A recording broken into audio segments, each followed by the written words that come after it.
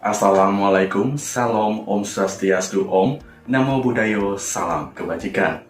Perkenalkan, nama saya Anil, mahasiswa pendidikan bahasa Inggris semester 2 dari kelas B pagi. Video ini saya buat untuk memenuhi tugas dari Mata Kuliah Kewarganegaraan oleh dosen pengampu Erna Octavia. Di sini saya akan menjelaskan apa itu PKN, alasan diperlunya PKN, historis, sosiologis, dan politik PKN, dan yang terakhir adalah esensi dan urgensi PKN untuk pendidikan Indonesia. Yang pertama, apa itu PKN? Menurut Wikipedia, PKN adalah pendidikan jenis ilmu kewarganegaraan yang melibatkan partisipasi aktif pelajar dalam proyek-proyek terkait isu sosial, politik, ekonomi, dan lingkungan sosial. Sedangkan menurut website Brandly mengatakan bahwa kewarganegaraan adalah pendidikan yang mengingatkan kita akan pentingnya nilai-nilai hak dan kewajiban suatu warga negara agar setiap hal yang kita kerjakan sesuai dengan tujuan dan cita-cita bangsa agar tidak melenceng dari apa yang diharapkan.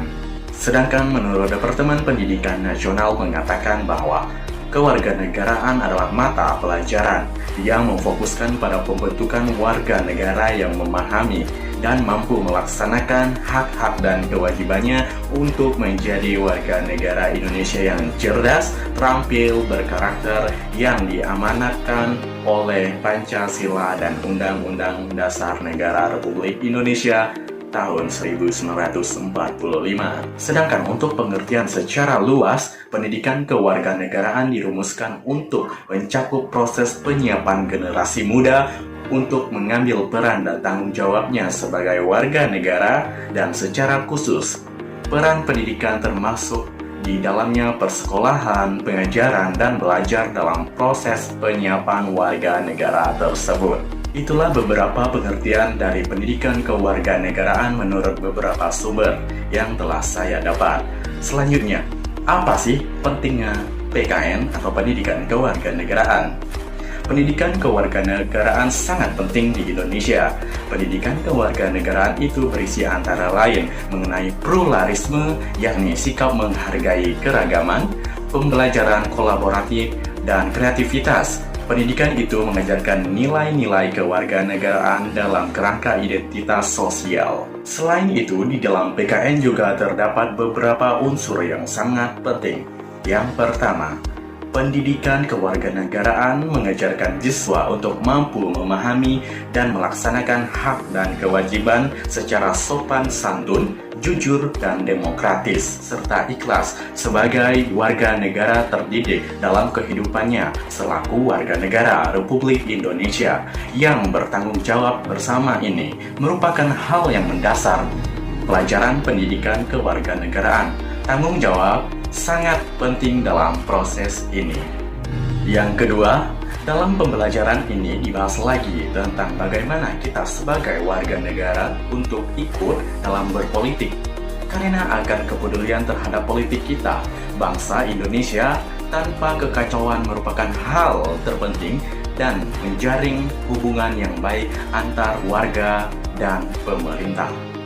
Ketiga, memberikan pengajaran kepada siswa untuk saling memahami sesama warga negara, saling tenggang rasa, toleransi, dan saling menghormati satu sama lainnya. 4. Memberikan pengetahuan kepada siswa dengan pelajaran mengenai sistem pemerintahan dan tentang peraturan negara yang berlaku baik yang tertulis maupun tidak tertulis. Dengan ini, sesungguhnya pendidikan kewarganegaraan sangat penting untuk diajarkan oleh anak didik bangsa kita sendiri. Sesungguhnya pendidikan kewarganegaraan ini tidak hanya diajar tetapi juga harus dilaksanakan. Karena pendidikan kewarganegaraan juga membawa ajaran dari Pancasila yang juga harus kita amalkan, baik perbuatan atau segala macamnya. Secara historis dan sosiologis, pendidikan kewarganegaraan dalam arti substansi dimulai jauh sebelum Indonesia diproklamasikan sebagai negara merdeka. PKN pada saat itu atau pada permulaan atau awal kemerdekaan lebih banyak dilakukan pada tataran sosial kultural dan dilakukan oleh para pemimpin bangsa negara. Dalam pidatonya, para pemimpin mengajak seluruh rakyat untuk mencintai tanah air dan bangsa Indonesia. Seluruh pemimpin bangsa membakar semangat rakyat untuk mengusir para penjajah yang hendak kembali menguasai dan menduduki Indonesia yang telah dinyatakan merdeka. Pidato-pidato dan ceramah-ceramah yang dilakukan oleh para pejuang serta kiai-kiai di pondok pesantren yang mengajak umat untuk berjuang mempertahankan tanah air. Pendidikan kewarganegaraan dalam dimensi sosiologi sangat diperlukan untuk mempertahankan dan menjaga tanah air Indonesia oleh penduduk dan warganya. Upaya pendidikan kewarganegaraan pasca kemerdekaan 1945 belum dilaksanakan di sekolah-sekolah, hingga terbitnya buku Civis pertama di Indonesia yang berjudul Manusia dan Masyarakat Baru Indonesia yang disusun bersama oleh Mr. Supardo, Mr. Paetoru, Suroyo Warshid, Sumarjo, Khalid Rashidi, Soekarno, dan Mr. J.T. Simongkir. Sedangkan secara politis, pendidikan kewarganegaraan mulai dikenal dalam pendidikan sekolah dapat digali dalam dokumen kurikulum tahun 1957 sebagaimana dapat diidentifikasi dari pernyataan Sumantri bahwa pada masa Orde Lama mulai dikenal istilah kewarganegaraan. Pada masa awal Orde Lama, sekitar tahun 1957, isi mata pelajaran PKN membahas cara pemerolehan dan kehilangan warga negaraan, sedangkan dalam Civis 1961 lebih banyak membahas tentang sejarah kebangkitan nasional, undang-undang dasar, pidato-pidato politik, kenegaraan yang terutama diarahkan untuk nation and character building bangsa Indonesia. Apakah tuntunan, hal dan kebutuhan yang dihadapi oleh bangsa Indonesia pada masa yang akan datang? Dapatkah kamu menyebutkan apa yang mungkin terjadi? Pada tahun 2045, bangsa Indonesia akan memperingati ke-100 tahun Indonesia merdeka.